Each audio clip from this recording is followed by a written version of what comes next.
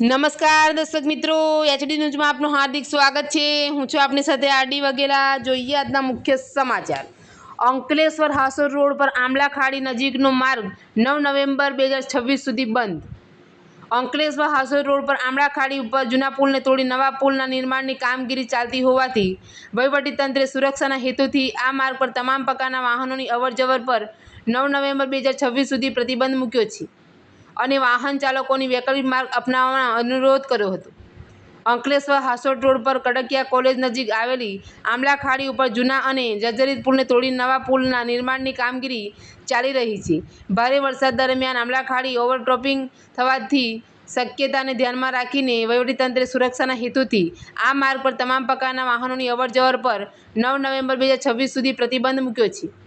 કાર્યપાલક ઇજનેર, રાષ્ટ્રીય ધોરીમાર્ગ વિભાગ, ભરૂચની રજૂઆતના આધારે અધિક જિલ્લા મેજિસ્ટ્રેટ આર.બી.